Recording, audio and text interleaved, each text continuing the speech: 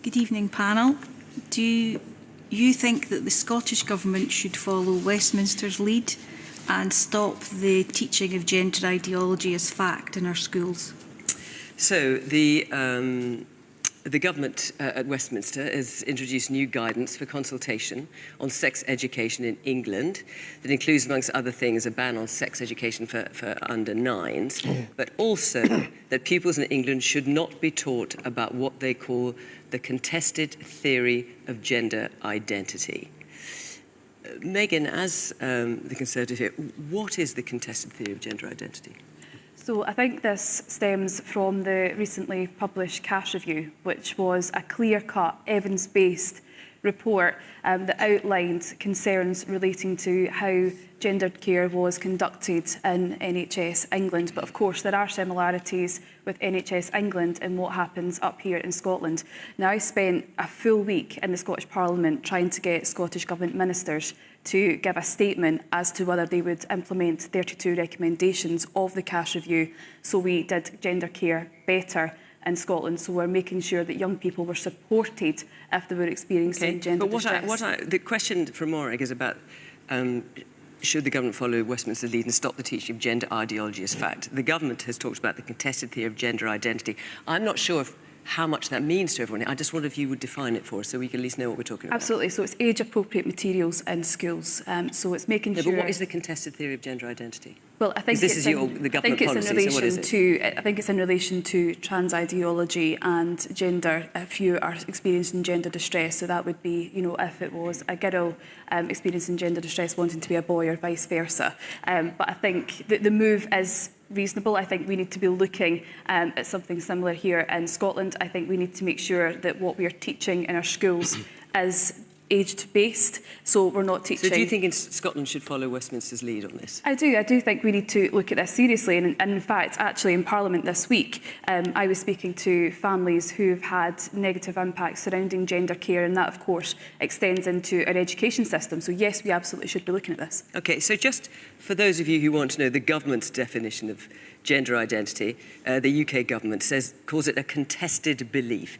It is a sense a person may have of their own gender, whether male, female, or another category such as non-binary. This may or may not be the same as their biological sex.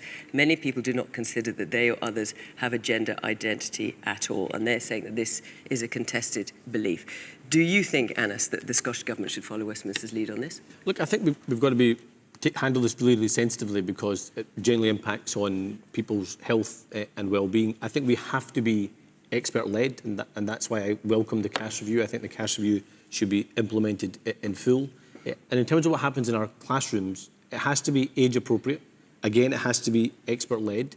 I mean, what the guidance is saying is irrespective of what age you are, that it is the government in Westminster is describing it as a contested belief and it shouldn't be taught at all, no matter what age you are. Well, would you suggest Scotland follows that lead? Look, of course it has to be facts-led, it has to be expert-led, it has to be age-appropriate, classrooms have to be properly resourced, and those, particularly young people that have issues around mental health, that needs to be properly resourced in terms of access to services. I think we also have to be alive to the fact that our young people, in the age of smartphones, in the age of the conversations they have with their own friends and family, will get access to conversations that adults shouldn't pretend aren't happening amongst children and young people themselves. So I think we've got to be really careful about what we're doing in our classrooms. So would you say not, I'm just trying to say, not, just in terms of Morag's question, I think age should the government follow at any age, you're not going to, if the government's guidance goes ahead at any age, they won't be followed. I don't think we should try and mask from our children what is the lived reality for many people out there in the real world. Look, not every family that's involved in any classrooms is going to be the traditional household. There'll be lots of same-sex couples, etc., mixed families in these schools. And therefore, I think expert-led, properly resource the classrooms and age-appropriate has to be the right way. And actually, crucially, everything that's taught in our schools should be open and accessible to the parents to understand what's happening and what's being taught to their children. I think that is really, really important. Morag, should we just come back to you for a minute, because you asked the question. Morag, just so the microphone can... Just stick your hand up again so the mic can find you. I think it should be stopped. I don't think it's right to tell children that it's possible to be born in the wrong body. It's nothing to do with mixed, diverse family types. Don't tell children that they're born in the wrong body. Okay. jacket. Yes. So I teach every day in a classroom. Oh, good, 'cause I was going to ask if there are any teachers here. Yeah, so 14 years here. Obviously, I'm not from here originally, but sometimes I'm all young people have. And if I have to stop and think and can't, I don't know where the young people are supposed to go for information. Surely it should be me as a trusted adult and someone. Okay. Have we got any? Can I hear from any other teachers here? Because I think there's more than one. Yes, right at the very back in the red top. Yeah. What's your view on this? But couldn't it be that the information is provided for the students to have a safe space to discuss it, and that it's made optional because this is a very personal topic that they might want to approach with their family and not necessarily in the wider context of the classroom? They might not be comfortable talking about it in the classroom as well. So couldn't it be that there's a safe space provided within the institutions so that these students or pupils can discuss it if they so wish, but at the same time that parents may have some concern, can maybe opt out of those types of sessions, informational sessions? Okay, so have it options, you say. I mean, Ian, I was listening to to Gillian Keegan, the Education Secretary down in Westminster. She's talking only about England, and Stephen, I'll come to you because I know there's a review happening here in Scotland as well. And she was asking what evidence is there that this is a problem. She said, well, I've seen education information that's talked about 72 genders and children are asked to place themselves on that spectrum. I've not seen that, but she was saying that she had. Maurice's question, should the Scottish Government follow Westminster's lead and stop the teaching of gender ideology as fact? If you want to put it in those terms, yes, I think it should be stopped. But young people always... Well, that's the term she was putting in, not that I am. Yeah. No, indeed. But young people always have questions. Everyone in this audience, when we were growing up, whether we were 9, whether we were 11, whether we were 13, at some point, we all had questions. Now, in an ideal world, your parents would be able to answer those questions, but we don't live in an ideal world, and there are many parents that just will not go into this area, whether it's gender identity or just general sex education. So therefore, it's left to the teachers. Now, what I don't want to see is a repeat of what happened in 1988 when Section 28 was brought in, and teachers weren't even allowed to mention the word homosexuality. Now, we don't want that to be here. If young people have got questions about gender identity or they have personal issues, then they should be able to approach a teacher like the lady in the front row for advice or I think the whatever. government's not necessarily suggesting that wouldn't happen, but they're saying it shouldn't be taught. That's what they're saying. Well, I think it's a very... if I was a teacher, I wouldn't find that very acceptable. And the problem here, in part with sex education in general, is that governments are always years behind developments. So when you and I were at school, I mean, pornography would be a sort of dirty magazine. You couldn't watch it on a phone or anything. But we know that 8-year-olds, was it 50% of 9-year-olds have actually seen a pornographic film? I mean, that's horrific. So therefore, if you try and sweep this under the carpet and say 9-year-olds shouldn't actually be taught that this is wrong in school, I think that's a problem. But there is a solution. And I don't want to see young people today experience what I did in school, where you had the head of needlework and the head of geography doing the sex education. Neither of them wanted to do it. Neither of them really knew anything about it. And all we learnt was that Mr. I better not mention his name. I can't wait to hear what you're going to say next. Well, all he would talk to us about was the fact that he would have sex with his wife every Saturday night. Oh, my goodness. That was your teacher? Yeah. And this was the level of sex education in 1978. And I understand you so much better. Oh, my goodness. I do have a solution to this, Fiona, very, very briefly. The solution is to have professionals teach sex education. Not in every school. You have a band of sex educators going from school to school to school and doing it properly.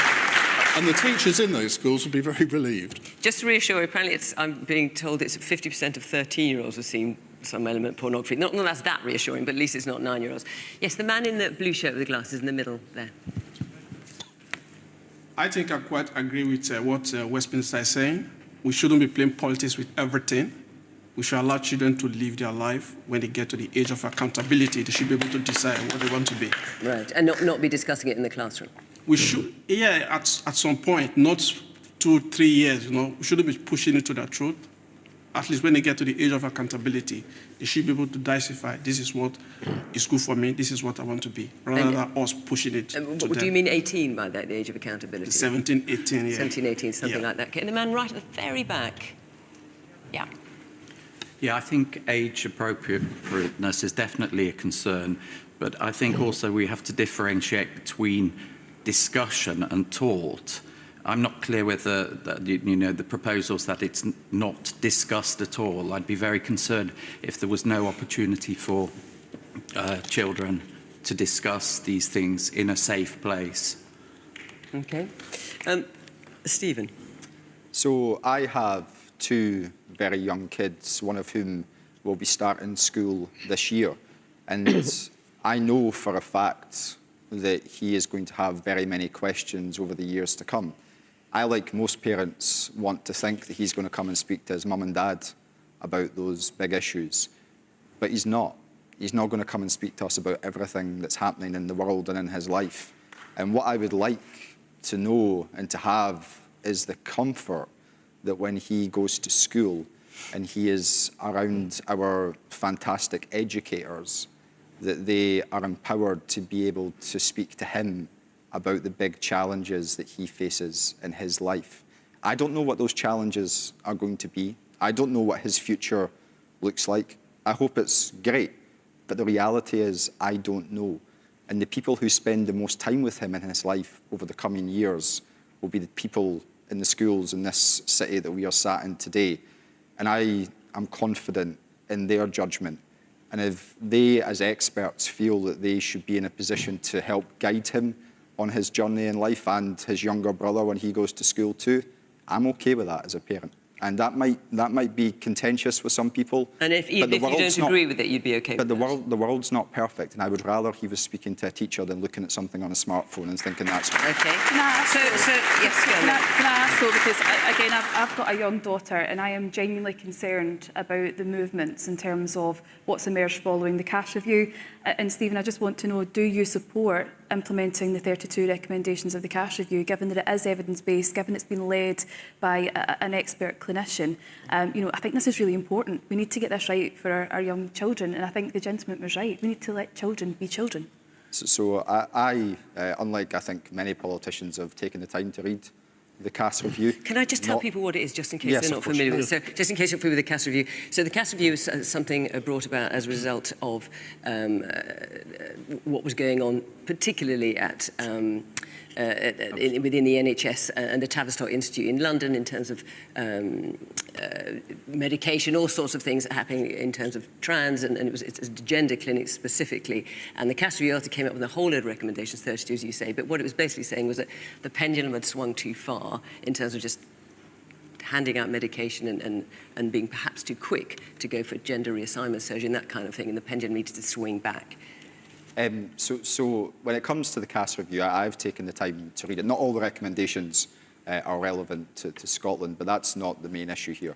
The main issue is the fact that there are recommendations which are relevant. And you're being asked, Scotland. do you support them? And as has been outlined by the Scottish Government, they're taking time to assess the implications of those recommendations with our health experts in So we Scotland. don't know yet. You haven't decided whether you support them or not. Hold on, let me finish. With our health experts in Scotland, and that is the right approach to take. For myself, as a point of principle, when a leading clinician comes forward with a report, which, having read it, I think is very clear, and those recommendations which relate to Scotland, I would like to think that they will be implemented, but it is absolutely right that the government in Scotland takes the time working with experts to make sure that they're getting things right. Because what we're talking about here is people. And can I just be very brief here? Really brief, Stephen, because Alex hasn't had a word yet. So there's a story when it comes to trans ideology, which was spoken about by Lord Ian Duncan. He's a former Conservative member of the European Parliament.